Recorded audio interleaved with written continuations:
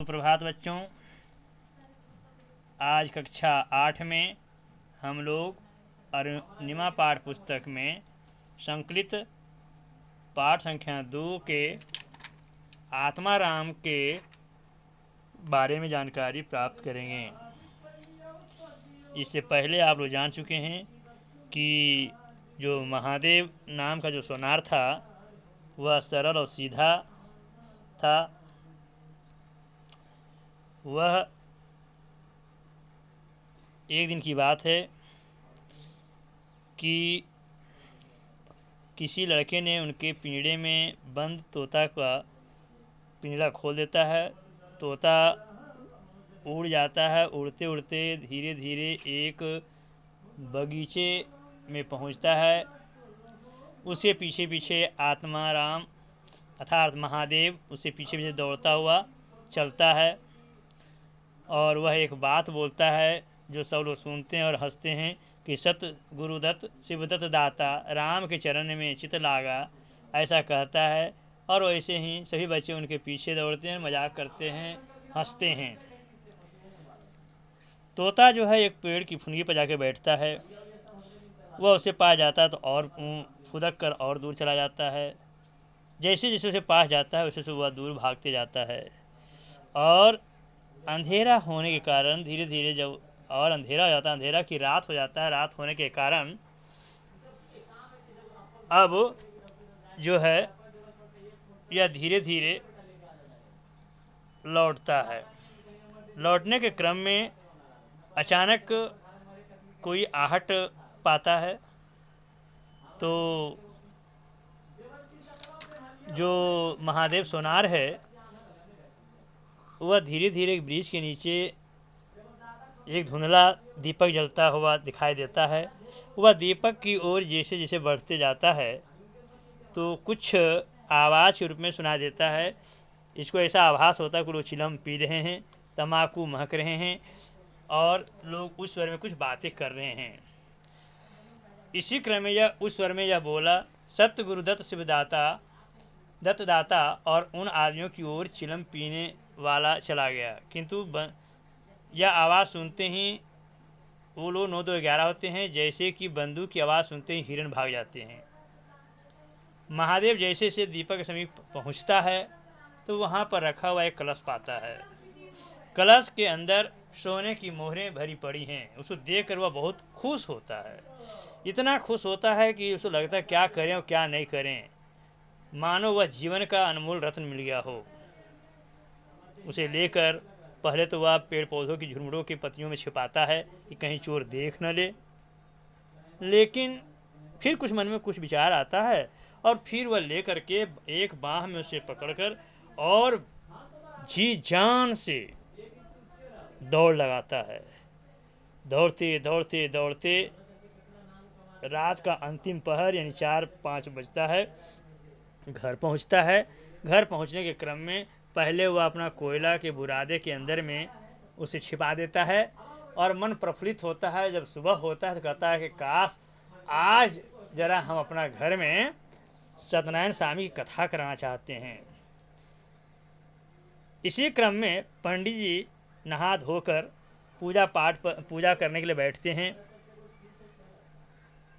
उनको आज एक मुकदमे में पेशी होनी थी।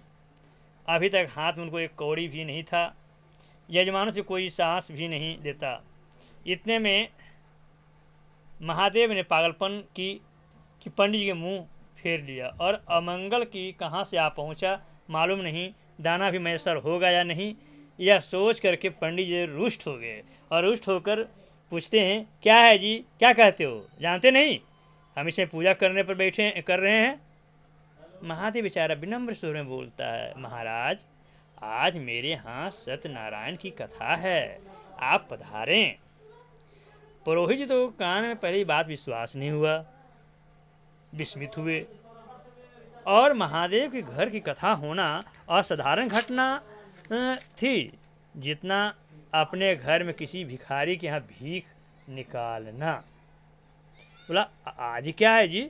महादेव बेचारा विनम्र भाव से बोला, कुछ नहीं, ऐसी इच्छा हुई है कि आज भगवान की जरा कथा सुनूं, इसलिए है ब्राह्मण देवता आज मेरे घर में सत्यनारायण स्वामी कथा कहने के लिए पधारें। अब कल पूछे गए प्रश्न का उत्तर। प्रश्न संख्या 1, बेदी ग्राम में कौन निवास करता था? बेदी गांव में महादेव सुनार नाम का एक सुविख्यात आदमी निवास करता था। कौन अंगीठी के सामने बैठा हुआ खट खट किया करता था? महादेव सुनार अंगीठी के सामने बैठा हुआ खटखट किया करता था। प्रश्न संख्या 3, महादेव सोनार देखने में कैसा लग रहा था? महादेव सोनार देखने में वह चौथापन की अवस्था में था। शरीर जीर्ण शीर्ण हो चुका था, जर्जर, मुंह में एक भी दांत नहीं था। झुकी हुई कमर देखकर कोई उसे नरपिशाच ही समझ सकता था। प्रश्न संख्या 4, किसका पारिवारिक जीवन सुखमय नहीं था? तो महादेव सोनार का। प्रश्न संख्या 6, महादेव सोनार किस लिए सुविख्यात था? महादेव सोनार सोने की आभूषण बनाने के लिए सुविख्यात था। प्रश्न संख्या 6, पिंजरे का द्वार किसने खोल दिए? पिंजरे का द्वार उनके लड़के ने खोल दिए। प्रश्न संख्या 7, महादेव सोनार को संसार में प्यारी वस्तु क्या थी? महादेव सोनार को संसार में प्यारी वस्तु उसका तोता था। प्रश्न संख्या 8, आ सत गुरुदत्त शिवदत्त दाता, यह वाक्य कौन और किसके लिए प्रयोग किया गया? यह वाक्य महादेव द्वारा तोता के लिए किया गया। प्रश्न संख्या 9, आत्माराम पाठ का लेखक कौन है?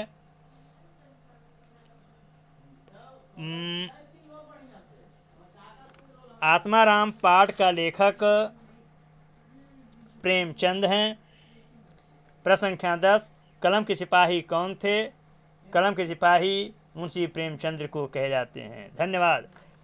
आज का प्रश्न, लोगों को महादेव की किस बात पर अचंभा हो रहा था? महादेव किसका यथासंभव सत्कार करता था? प्रश्न संख्या 3, कब और किसका खुशी से हृदय उछलने लगा? प्रश्न संख्या 4, कौन दीपक के पास गया और वहाँ क्या मिला? प्रश्न संख्या 5, कलशे में क्या थी? प्रश्न संख्या 6, वह व्यक्ति कौन था जो बेतहाशा भागता हुआ चला गया? प्रश्न संख्या 7, संसार बुरों के लिए बुरा है और अच्छों के लिए अच्छा, ऐसा क्यों? प्रश्न संख्या 8, महादेव सोनार प्रायः डैश का उच्चारण करता था। धन्यवाद।